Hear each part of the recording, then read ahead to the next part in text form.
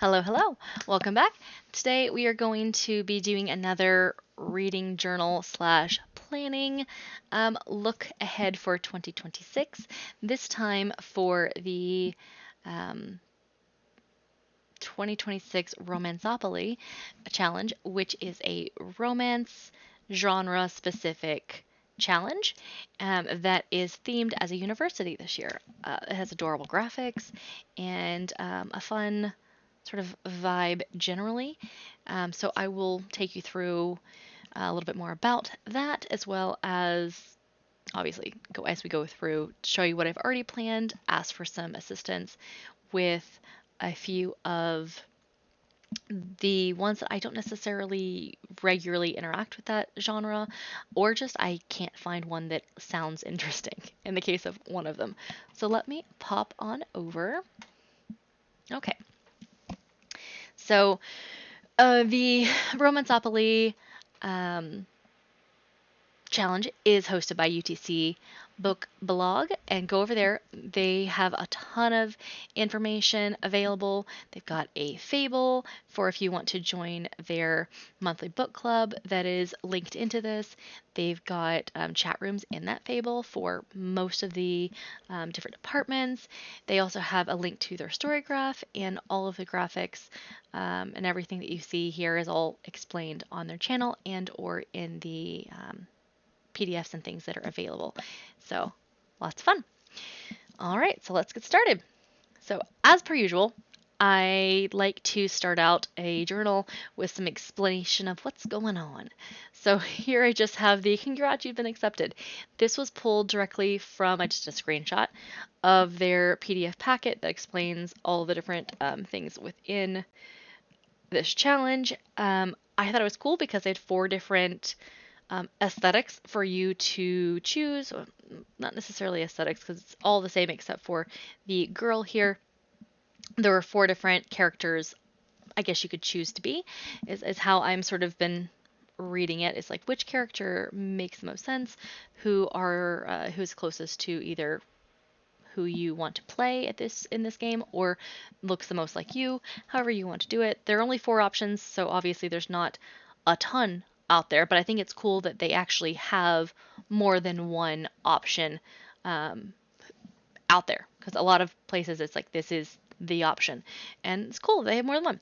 So I chose the one that um, was the most like my hair color. It really didn't matter which one. But yeah, my natural hair color is like a blondie brown. Right now it is washed out baby pink and brownie blonde. But generally, if I didn't, dye it, it would be brown blonde. So that's where I went. And Romanceopoly is not it's not the first year that it has happened, according to what I've been able to find out online, but it is the first year it's been a university, and it's the first year I had heard about it. So I am definitely looking forward to it. But the little blurb is Romanceopoly University is where we major in morally questionable love interests and minor in emotional damage. No grades, no deadlines, just vibes and tackling an aggressively growing TBR. And let me tell you, that aggressively growing TBR definitely resonates with me because I feel like no matter how many books I get to in a month, and I get through a good number of books, my TBR just keeps getting bigger. I've never shrunk it. It feels like there's so many things out there I want to read, so many stories I want to dive into. So class starts now.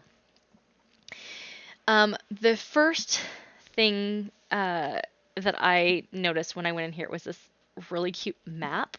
When I started digging into all of the files they had available and watching the video, in the middle here you have your core classes, and then each spoke of the wheel is a different department.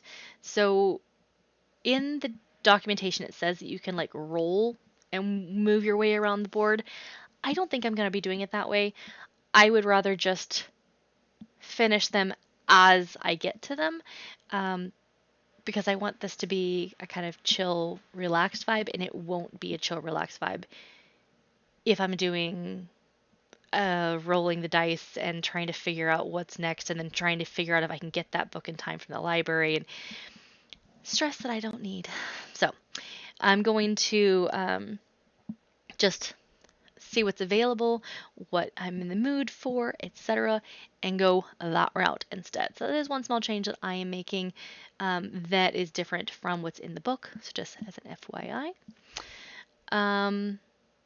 Yeah, so you'll notice that each section has a minimum of 5 buildings, and that's because each of the buildings is either a class. So if you're going to major in paranormal studies, then lycanthropy, lycanthrope, I can say this, Lycanthrope Hall will have one of your classes, and the Infernal Lab will have one of your classes, etc., etc., etc. It's cool because that will make this reusable year over year. You can just take the hall and change what the prompt is and say that it's a different class this year. I don't know if they're going to because it seems like they change the theme every year, but make it reusable. It could be a lot of fun. Anyways, so the other ones that are on there have to do with events and festival. Well, not festivals, but they're all events, either sporting events or other types of events. So you'll notice down in Dark Psychology, you have the Rift Pitch Stadium and Bleed Grounds. Both of those are for sporting events. And then over in Fantasy Theory, you have Glacium Arena, and so there is an event happening there. So you'll notice there are lots of different things. It's all right there. It's all built in, which is a lot of fun. I like to say things are a lot of fun, and I don't know if it really will be fun, but I think it's cute. If nothing else, adorable. All right. So the first thing you have to know is that there are required reads, optional reads, and a plethora of other things. So of the required reads, you need at least 20 prompts in order to graduate for the year. You have to do all 5 of the core curriculum classes. Everyone's got to do it. And then you pick 2 departments. One is your major, one is your minor. It doesn't seem like there's really a difference. You just sort of pick 2, and it's all for flavor, which is the major and which is the minor. You could say I'm going to do the major first and then the minor, if you were going to do the rolling and go through them that way, if that's what you want to do. And then you choose 5 electives. So from the departments that you did not choose, you choose any 5 prompts. So that's how you get your 20 prompts for the year. And then you also have add-ons. So if you would like to join their monthly book club, like I mentioned on Fable, then you go join study sessions over there, and there's a different book every single month. So there'll be 12 more books. If you want to, I mean, you could just do one book. You don't have to do all 12, obviously, but like those are available. There are 4 clubs that you can join, which I have at the very bottom right here. Those are the houses that all of the different clubs like meet at, which adorable. Again, this is just so cute. I love a challenge that has gotten an artist on board to create graphics and has all the design elements. I love it.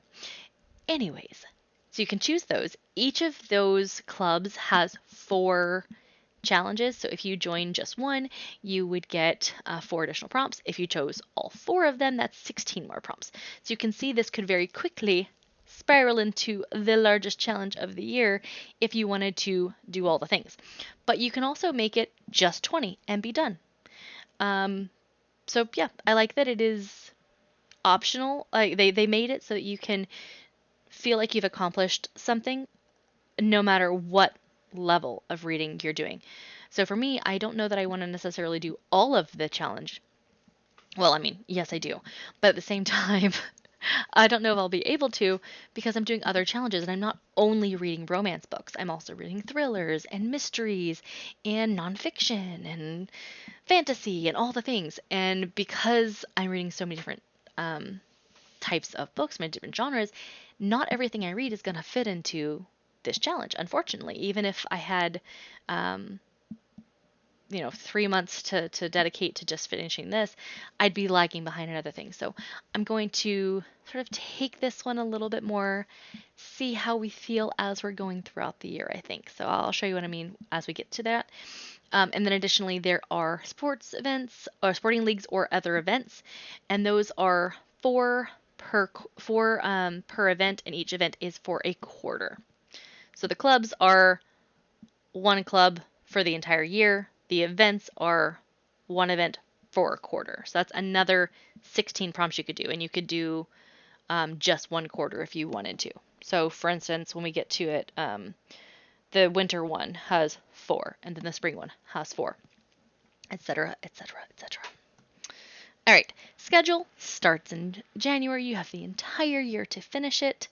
There's a monthly study session you can join if you want to. You can sign up for their socials, their blog, their newsletter, all that jazz. And then they're going to be doing milestones and badges, which is fun. I like that kind of stuff. I like a lot of the fun extras that I don't always get, just generally, because I mean, I understand a lot of people who are doing designing these challenges don't necessarily have the budget to put into a ton of work by artists who deserve absolutely to be paid, but it's like it's so much more fun. It feels like on the planning side to have all of the extra bits. Now, that doesn't mean that if you have all the extra bits, it's going to necessarily be a good challenge. It just means that it's a lot of fun to plan for the challenge. So we'll see how it goes at the end, and I'll give you, like, in December/January of next year, how I feel about how the challenge went generally, things that I would probably adjust, or things that I thought went perfectly, etc., etc. But for now, I'm having a lot of fun with the planning. So classes is where we start, and each section, each department has its own page. The way I did it, it comes with each of these. There's a couple different ones actually. There is one that just has the little top part where it says registrar's office in the building, and then there's one that has the prompt included. And so I decided to take the entire badge and put it on there for each one. It makes it really easy. It fits the vibe. It makes the vibe go all the way through for consistency and just sort of pretty factor. And then on the bottom, I obviously put a frame in order to pop in the book that I either plan to read, as you can see right now, where they are transparent, or when I've completed it, it'll go fully vibrant and 100% on the transparency again. And then I have the rating on the right and the spicy level on the bottom. So since these are all romances, I decided to go ahead and include the spice right on the page, so it's very easy for you to see. Oh, Heather really enjoyed reading The Things Gods Break, and it was a 4-star. I'm anticipating that one's probably going to be a 4-star. We'll see when we get to reading it, but I'm anticipating it's going to be 4-star. So awesome. Now, how do I feel about the spice level? The spice is a 4 also. Maybe you want to only read things up to a 3, or you're like, would this be appropriate for my kiddo when it comes to spicy factor?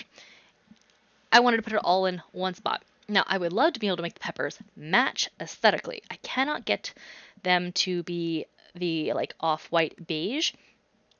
I've tried everything. I did make them so that they are the same color as the background instead of green, but it will not change from black to beige. So if you know how to do that, let me know. I did already try changing all 5 colors that are in this particular graphic on Canva.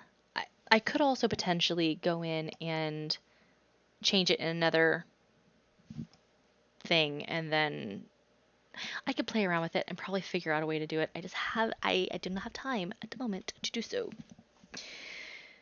I gave up, in other words. So, for core curriculum, it's read a book by an author you've never read before, read a romance that made or will make you cry or emotionally spiral, read a romance book from a genre you don't typically read. This would be subgenre, not genre, because they're all romances, but you get it. And read a popular romance, so book talk, bestseller, trending, etc., etc. And read a book that features a classic romance trope. For the last one, I did not choose one because I figure that'll just be what fits in there as I'm going. If I don't find a spot for it, the likelihood is it will have a classic trope. Most of the ones that I enjoy do, especially if I'm picking one up for that kind of warm hug because I've had a bad day and I just need a boost of dopamine.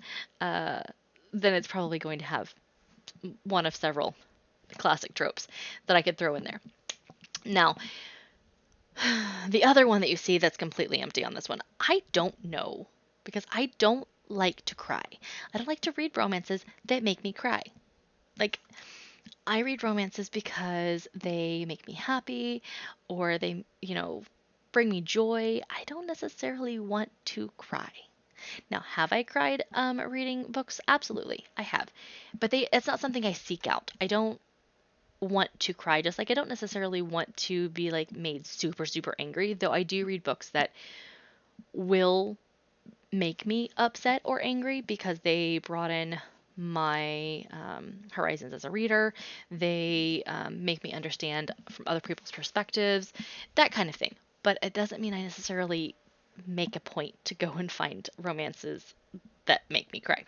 So if you have ideas, I would like for a little bit of crying, not like I can't get out of bed for a week because my heart is shattered, if possible.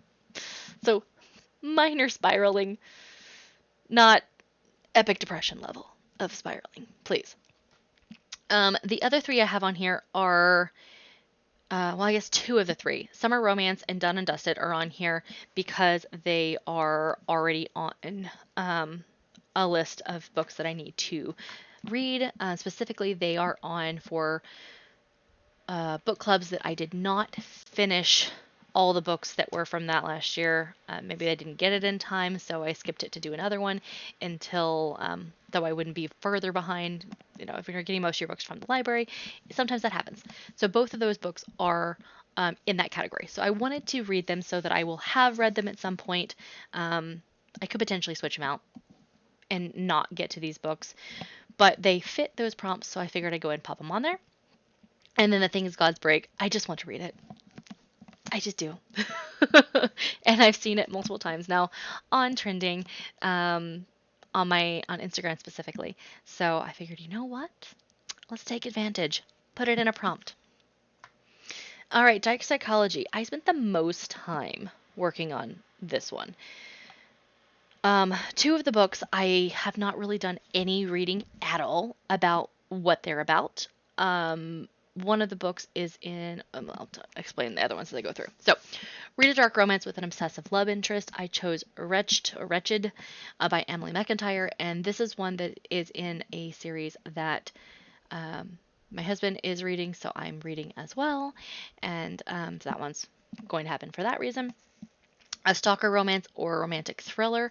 I could very easily pick up a romantic thriller instead, but this is a stalker romance. I know nothing about this book at all, other than the fact that it was on a list of stalker romances. I don't always love stalker romances, because I would like some consent between my MMCs, or my MC and FMC, or however the geography of that happens. I would like consent to be occurring. Now, I have read some where it starts out with some light stalking, but then it turns into an actual healthy relationship by the end, and that's perfectly okay with that.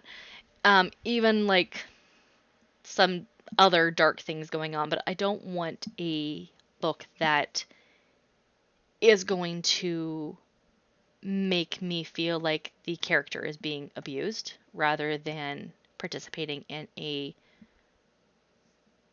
mutually decided upon dynamic. I'm okay with dynamics. I'm not okay with abuse. Put that out there. And I read one book last year that very much triggered me, and it was very much an abuse dynamic or abusive relationship, not a decided upon dynamic. And I almost stopped that book, but I was like, it can't end like this. And no, it did. It just went from, horribleness to we're happy forever now and we're going to the park together. And I'm like, yeah, I was not a happy camper. So hopefully this one's not like that, but I have at least heard of it. So that's, I guess, good, maybe. God of War, though, I have not heard of. So when we get to that one, I'll explain how that one came about. Next was a romance with a morally gray love interest.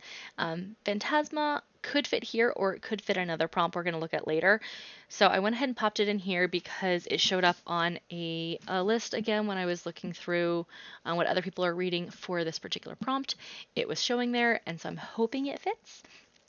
If it doesn't, then I'll move it to the other slot and we'll pick another one because morally gray love interests are very popular at the moment. So it should be pretty easy to find one. Dark or taboo romance, and they've got some options there. I think I've read most of those, all of those at some point, plus a plethora of others. So I'm sure I can definitely find one. But for now, I chose Caught Up because it was on the list for my TBR for another challenge, and I was going to read it anyway. And it sounds like a good book. I liked the first one, so I'm going to go that route. Now, for the romance, dark romance, with a walking red flag love interest. It doesn't specify which way it has to go, but I think generally most of the ones that are out there and easily available and popular that you're going to just like come across tend to have your red flag be your MMC with a FMC as the love interest of that. She's the main character, and you get where I'm going. So I'm assuming that is how God of War is. Other than that, I have no idea. I said, what's on this list? What is going to be able to be available? Done. If there's another book that you guys are like, this is amazing, you should definitely go that route, let me know. Because I didn't see that many on this particular list, and I know nothing about this one. So, other than the fact that it seems like it is a marriage, maybe a marriage of convenience, or maybe a mafia marriage, some kind of a they are married trope is going on, just based on like the cover. So, next up is Fantasy Theory, which is one that I'm going to be reading probably pretty quickly. I read a lot of fantasy and romantasy books generally in a given year, so I don't imagine this will be difficult at all. The first one is a romantasy book with royalty or an arranged marriage. I went with royalty and chose The Wicked King. I may swap this out for another book. There are several books that are on my TBR right now that are romantasy with some kind of a royalty vibe going on. As an example, I could choose the next Ekatar, which I have to read. Anyway, well, I don't have to read it, but like I would like to finish the series. And I could pop that in here. So ideas on any of these, let me know, especially ones that are blank or if I'm saying I don't know anything about it and etc. But yeah, One Dark Window and Savage Pay, both are ones that I'm reading for other challenges, so I will likely keep those in their spots, or at least somewhere in. If I move Savage Fae because I picked something else there, I'll probably find a new home for it because I'm going to be reading it anyway, as an example. So, read a fantasy romance with a unique magic system or slow burn. This one apparently has a unique magic system. I think it has to do with cards.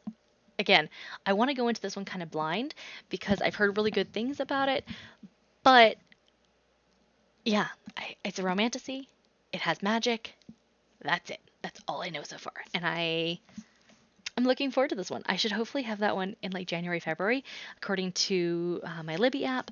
So looking forward to it. Romance featuring fae or magical creatures. Like I mentioned, I could potentially move a number of books in and out of this. I read a lot of paranormal romance. I know this is fantasy, so technically not quite the same, but fae, witches, magicians, mages, any of that could fit here. Also, any type of a creature who, I mean, like you might call them fae too. Like brownies are technically also fae. Yeah, I guess technically they're all fae. They're just like not what we consider like for high fae. But yeah, there's a lot of different kinds of fae that could potentially go there. Next up is one I do not actually have an idea for yet. So I really do need assistance on this one. If you have amazing portal fantasy, multiverse, or space opera romances, let me know. I have found either portal fantasies, space operas, or multiverse. I have not found those things plus romantasy or romance, at least not in a way that sounded interesting when I was doing some Googles. Mind you, it is almost 2 in the morning now, and I was doing this yesterday at a similar time because I'm about to leave on like a long weekend with some family because I don't get to see my family all that often, and I wanted to make sure everything got done before I left. So I've been pulling some late night hours this week. I'm tired. I leave in my house in like 5 hours from now to go to the plane. So I'm gonna try to get these done, get the editing finished, and then I'll probably get everything uploaded and things before, like from the airport, like on my layover or something. But I wanted to at least get them done and then uploaded so I could do all the rest of the scheduling and etc. later from the plane. Maybe like make my graphics and all that. But anyway, that's what's going on with me right now in my life. It's a little bit crazy, but when is it not? When is it not is probably like spring. Spring is usually okay. I like spring. It's more chill in the spring.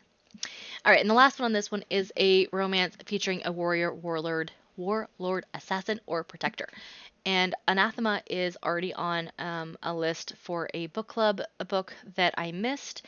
And so when I was searching for a different one altogether, a different challenge prompt, it came up saying that was on there, and it said, "Hey, this is has an assassin who does blah blah blah." And I was like, "Oh, stop reading. Also, assassin.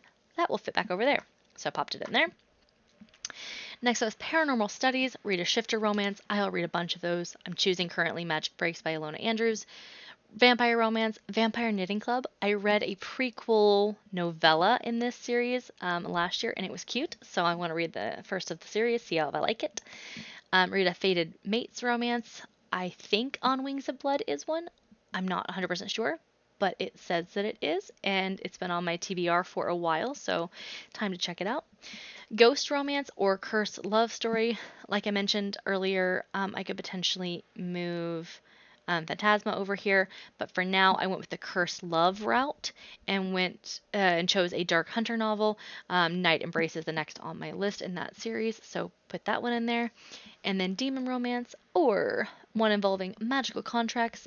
I already have How to Fall in Love with a Demon on my TBR, and it should hopefully get to me in January, February. So there you go. Fits perfect. Romantic arts. We are almost done with the classes, and then we get into like everything else. So hold on, we're almost there. Read a second chance romance or a small town setting. I chose Wildfire. All of these are contemporary, and all of these can be subbed out. The only one I think I kind of do definitely want to finish is The Roommate and Spanish Love Deception. The others I don't know very much about. Spanish Love Deception, I'm anticipating a lower 3 based on the other one I read that's in this series supposedly. But I don't know that they are the same series because they sound nothing alike. So maybe the list I was looking at was just wrong. But anyway, those are 2 that I do want to read. I don't necessarily have to read them for this challenge though. So if you have a suggestion, contemporary romance is not the vibe I've been feeling lately, so suggestions, etc., because I don't know what's out there that's amazing. So let me know. Okay, so second chance romance or small town setting, like I said, Wildfire. Contemporary romance with a unique meet cute or mistaken identity. I went with unique meet cute and chose The Roommate. Contemporary office romance, The Hating Game. I could potentially find a contemporary paranormal office romance to put in there, but it feels a little bit cheaty. And I do have a few of those on my TBR, and so I just looked up what are some potential office romance options, and it came up with this one as one that I could read that sounded interesting. Contemporary romance with fake dating or roommates. This is fake dating, which is the Spanish Love Deception. And then Grumpy Sunshine, Summer in the City. So those are the plan there. Historical studies. This one I've done next to nothing on because this is my least favorite generally whether it is romance or not. I don't love historical at all. They tend to not be ones that I fly through. They take me longer to get through because I need to take them in spurts. I will find that I often like the story in a lot of historical fiction, but historical romance, I don't even, I don't know, they go very low 3 usually for me. Highland Spitfire is on my list because it is the first book of the year for one of my book clubs that I'm reading through, and then The Everlasting also another option there, but that one I believe is for one of the ones on Fable. Everything else, I need suggestions because I just don't read these genres enough to know any amazing ones. I haven't read any of these mostly since I was like in high school and was getting sort of the little like $2. I don't know if they were $2. It may have been $5 back in the day, but they were fairly inexpensive books from like Harlequin and things. That would be probably the last time I regularly read historical romances. But so read a Regency or Victorian, and then read a historical romance involving a duke, Forbidden Love, or Hidden Letters. Forbidden Love may be a way to go, but I don't know. It still has to be historical romance, so I can't really get out of that. Scottish Highlander romance, historical romance with a wallflower, blue stocking, or rebellious heroine. I don't actually know what blue stocking is, so I'll need to do some research on this particular prompt. And then time travel historical romance, and like I said, The Everlasting by Alex E. Harrow for that one. Okay, then we get to clubs. There are 4 clubs. I have done nothing on the clubs other than this one spot. And I will sort of just flip through them. If you have suggestions and you're reading any books that would fit them, please let me know. I'm not going to read them now, but they are up on the screen. And if you're participating, then let me know what you're reading for it. So Hearts and Spoons Club, Nightshade Society, Secret Stack Club, and Theta Tau Theta. The likelihood, oh, I did have another one for Sweet Obsession for Spicy or Taboo, but a lot of things could fit here. That was before I decided to take this one a little bit more relaxed. The one that I will likely finish for sure will be this Nightshade one because it's all paranormal and monster situation, which I do a lot of those. But the next one would likely be Theta Tau Theta. If I like had to pick which one I'm more likely gonna finish, would be those two. We'll see though, because who knows? Maybe I'll have a whole bunch of books decided upon by the romance book club that I'm in, where they all fit perfectly into another of these clubs. We'll see. Or you guys will tell me, hey, I have 15 suggestions for contemporary romance, and I'm like, okay, let's see where those can fit, and it just perfectly matches that I can get all of them done, you know? Hopefully. Now, the events are also fun. These are quarterly, and I'm going to only plan them at the beginning of the quarter. So the likelihood is the next one after Frostbitten Trials, which is the spring one, I will probably plan that in February so I can start getting the books like at the library, or like try to get them in from the library, or maybe even the beginning of March. But I've only done the first one, which is Frostbitten Trials. Paranormal romance where one character harbors a dangerous secret or hidden power. I went with hidden power. And Glint, I mentioned I read the first one in the Play to Prisoner series earlier this year, like 2 months ago now, I think. As while I was in Japan, I was reading it and really enjoyed it. And I was looking forward to the second one. Giving myself permission to go get that book from the library to read. Fantasy romance featuring a winter setting or ice magic. I'm reading the Christmas Tree Farm for another challenge, so that fits perfect here. Dark or paranormal romance, Small Magics by Ilona Andrews fits here. And then a dark romance, I chose Shadow Face, which I am also reading for another challenge. So all of these that are in this first quarter are also in other challenges, so they should very easily slot in without having to add additional books to my TBR, which is great. That won't always work out that way, most likely. But for now, I'm happy with that. Bloom and Brawl will be next time, which will be starting in April. And then Heatwave starts for the summer, and Final Frenzy is the fall and into the end of the year. So all of these are there. Study sessions, I don't know anything about them yet because none of them have been announced yet. So whenever it comes up, if I can read them, I will. If I can't, then obviously, if I can't get it, then obviously I'll have to skip that month. But I will do my best to read them just because I think that they'll probably be fun and I like romance books. But we'll see how it goes, if I like the vibe of the club, etc. And if I can just get the books because I really usually need at least a month turnaround, and it is the 18th of December, and they have not yet announced the January book, so it could be very likely that I'm just not able to get a good number of these books to read with everyone, especially since it it seems like they're going to give like a reading guide to where you go through and you can interact as you finish the different chapters on the schedule. And that just may not be something that I can do with getting them from the library instead of making a purchase. So we will see how it goes.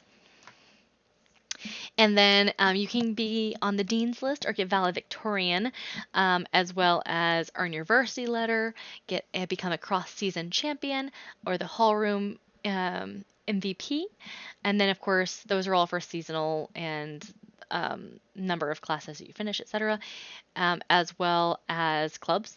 And then depending on how many clubs you do, you can also become either an honorary club member, extracurricular powerhouse, or a student union legend. So my thought was that I would circle what, if any, that I did accomplish at the end of the year, and it'll be a nice little, hey, we finished up everything, circle, circle, circle, done.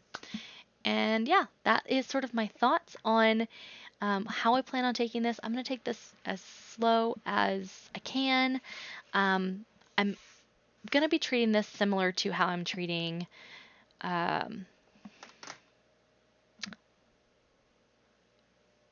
brain just turned off. There are two other challenges that I plan on doing the same, whereas I'm going to fit things in and pop them in there when they fit. And it was Pop Sugar.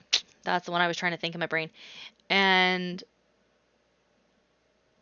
I'm not going to stress myself on it, at least for the first 3 months, because I'm going to be working on a whole bunch of other things and I want to really focus more of my attention that way. But I am going to make sure to get the quarterly events done because you can't like go back and do those, right?